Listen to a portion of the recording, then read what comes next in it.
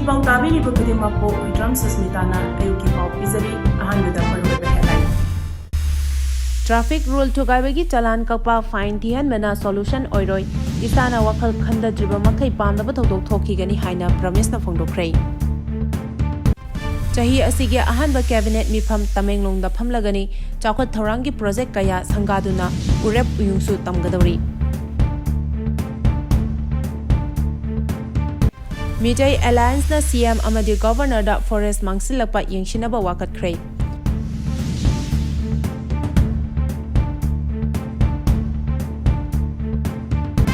Sandona pijari. Traffic rule thugaibagi chalan kakpa fine thihanbana solution oiroi isana wakhal khantadriba makai pamdaba thodok thokigani haina promise na phongdorakli. Traffic rule thugaibagi chalan kakpa fine thihanbana solution oiroi isana wakhal khantadriba makai amadi rule ngakna chatriba fawa accident amadi pamdaba thodok thokigani haina traffic control ge police ki SP Arambam promise na phongdokhrei. Wafam asi ngarang Peoples for Political Rights and Responsibility Manipurna Traffic Control Police Wing Manipurga khusamnaraga numit 8 ni chupna chathagadaba exhibition cum awareness on road safety hodopagi thoram Kanglagi Western Gate pangthokiba thoramda Arambam promise na phongdokhibani. Thoramduda mahangna hai traffic rule thugaidana chanaba hairiba asi isagi safety gi damakni rule sing asi ngakna chattabagi chalan kakpa fine thiba asina solution oigadabani natte masigi chapchaba solution di isana rule ngakna chatpa wakhal khanba asini. Transport Department dagi phangba data amagi matung inna lising ani taranipan dagi kulhumdoi phawbada accident thopagi chang asi hantharakpagi mami uri masi afaba khudam amani. Adubu accident thoklaba matung report toraktaba nakal ani yanakiba kayasu yauramba yai. Manipur da helmet upagi changsu hengalakle uptaba miyo kayasu leiri. Helmet leiraga uptana gari da hapchilaga thoriba kayasi tawbiganu haiki. Mahakna makhatana hai gari da exhaust pipe modified silencer hapana miyam da akaiba pibida natana noise pollution thokpa hengathali. Masigi matangda drive chathabasu haurei. Traffic jam thorakpa matamda second kharakak ahan akon tanabadagi khudong thiba thokpasu yauri. Masigumbasi tokpiyu passenger gari chatliba singsu ikai khumnai adubu passenger puba matamda karigumba signal amata piramdana tungmang yengdana passenger manakta brake fajinbada chahi sudaba angang sing gari thobadagi thokloidaba accident kaya su thokpa yauri. Masigumba kaya si thoktanaba aikhoi isana wakhal taminasi makhatana miyam punna aware oinabasu hodaminase haiki. Thoramduda PPRRM gi Chief Media Advisor Salam Ranjana hai Landam asida traffic rule ngaktaba laithokpa kayadagi misi mina kaya yauri. Masi thoktanaba akhoi puna hotnaba amadi isana wakhal tanaba pandamda thoram asi pangthokpani. Masi traffic police kaktana kokhanba ngamloi miyam wakhal taminaba changi. Lamdam sida maru oina chahi sudana gari thoba modified silencer panba rule thugaiba kaya leibata natana central force kayana traffic rule thugaibagi mamisu miyamna uba phangi. Masi ekoi isana wakhal tadrabadi awareness kaya tawrabasu kanaba leiroi. Makhatana miyam punna wakhal taminanaba thoram sing pangthokani hairi. Thoram aduda MSPDCL gi General Manager Angom Priyoranjan PPRRM gi Medical Head Sanasam Jupiter su saruyaki. Chahi Asigi Ahanba cabinet Meepham Tamenglongda phamlagani chawkhat thorangi project kaya sangaduna urep uyungsu tamgadori. Tamenglong district ta chahi asigi ahanba oina Manipur lenga ki cabinet Meepham lakliba tang kunithoi da pangthoklaba yai haina yamna thajaba pau amana hairi. Pau asigi matung ina secretary to chief minister Ningthauzam Geoffrey na cherol ama thokre hairi. State cabinet Meepham asigi damak chief minister N Viren lakliba tang kunithoi da helicopter gi khuthangda Tamenglongda chatkadari. Chief Minister gi khongchat asida Tamenglong district ta chakot thorangi project kaya sangaba ga loinana tongan ba chakot thorangi project kaya urep uyung tamgani hari. Sangaba amadi urep uyung tamgadoriba asiga mari lenana state ki planning department ga watana na ba khangan khibaga loinana Tamenglongda cabinet Meepham pangthoknaba cabinet department kasu watana ba Tamenglong DC da khangan khrei. Loinana district asida sagadoriba amadi urep uyung tamgadoriba project singi matangda lenga ki administrative secretary singa ngarang numidang wairam phawada mari lenaba che changsing planning department gi director da yawanaba sukhangan khrei. लोइनना emergency facility याउना security की मतंगदा थबक लौखनबा home department ता खंगनखिबगा लोइनना dignitary सिंगना helicopter दा थबक चथोक ससिन तौनबा transport department ता खंगनख्रे हाइना पाव असिना मखातारी मीटेई अलायंस ना सीएम अमदी गवर्नर दा फॉरेस्ट मांगसिलकपा यंगसिनबा वाकटख्रे मीटेई अलायंस की मीडिया कोऑर्डिनेटर ना चीफ मिनिस्टर अमसुंग मणिपुर की गवर्नर दा कॉपी तौबा चेरोल अमना हारिबदी मणिपुर मसागी रिजर्व फॉरेस्ट प्रोटेक्टेड फॉरेस्ट अमसुंग अनक्लासिफाइड फॉरेस्ट की लमदा लो काइना फॉरेस्ट की लमसिंग के सेंगजांग प्रोटेक्टेड फॉरेस्ट दा थोलेबे इरांग मनुंगदा फॉरेस्ट की लमदा अहोंग बलेरकपा खुगा रिजर्व फॉरेस्ट चुचांपुरदा लम खोपचिनबा असि यंगसिनबा मथौ तारे इम्फाल ईस्ट की खामेलो ग्वालताबी रिजर्व फॉरेस्ट की लमदा स्क्वायर किलोमीटर 31.08 ता लम खोपचिनबगी अचौबा ममी अमा तारे अनौबा खुल कया चांदेल तेंगनोपल कांगपोपी अमसुंग चुरचांपुरदा कुकी सिंगना नमना खुंदाबा मफम सिंगदा लेंगांगना येंगसिनबियु हाइना वाफम चेरोल असिदा पल्ली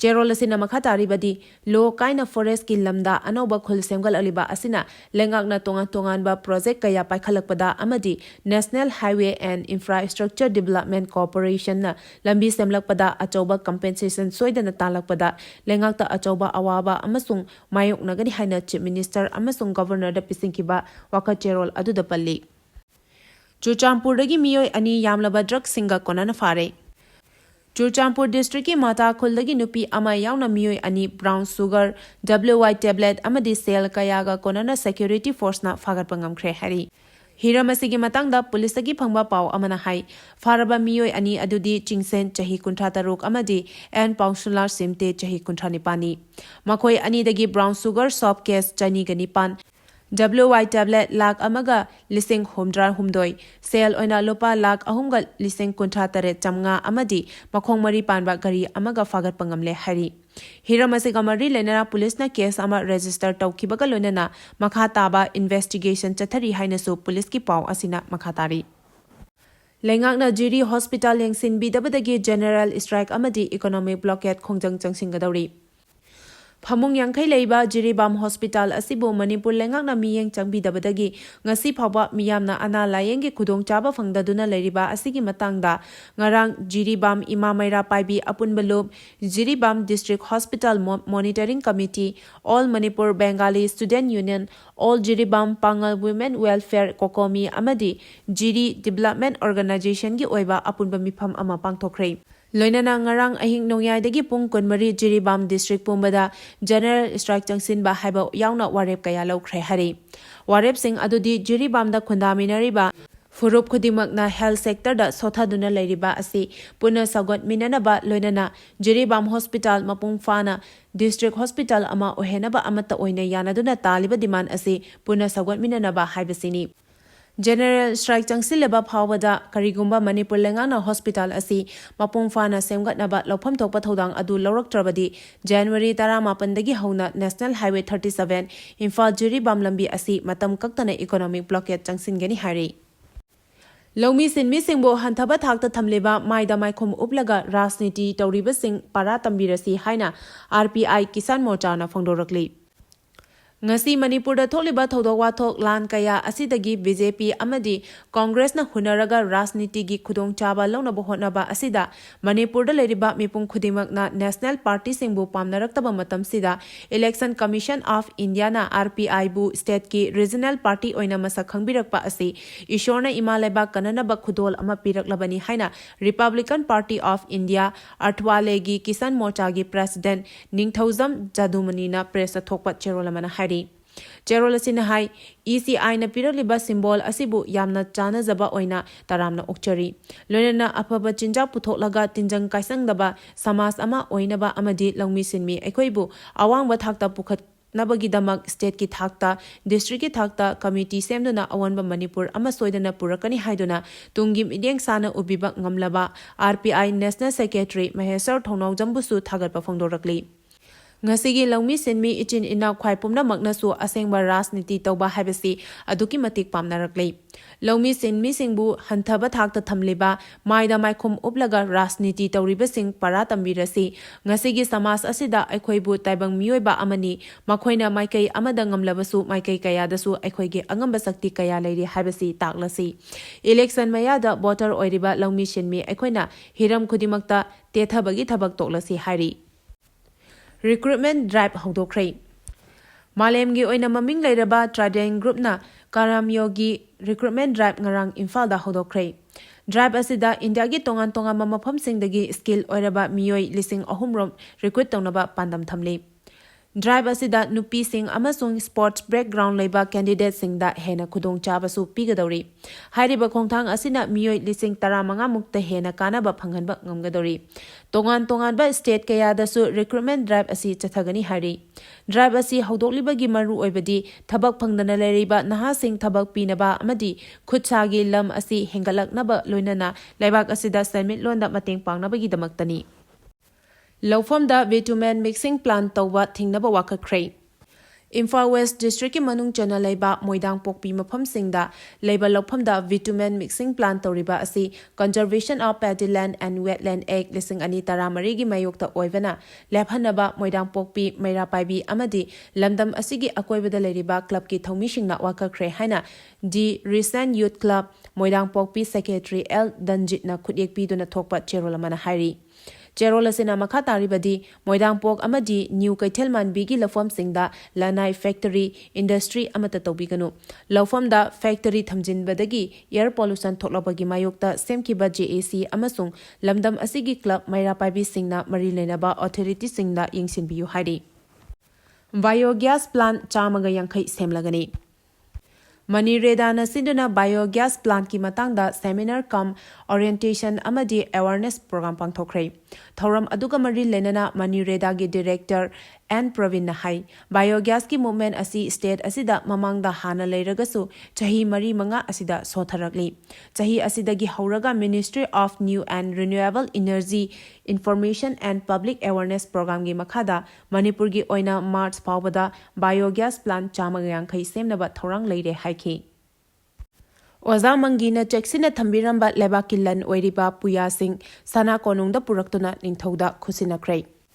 Ngarang layoi kraba singzamai makha sorok khaibam lekaidagi puya suba oja elangmam mangina cheksina thambiramba lebak ningthaugilan oiriba aiba lairik puya sing Meitei meye khudi Bengali meye khudi puna chahumga yankhai rom imung manungna sana konungda puraktuna khusinakrai.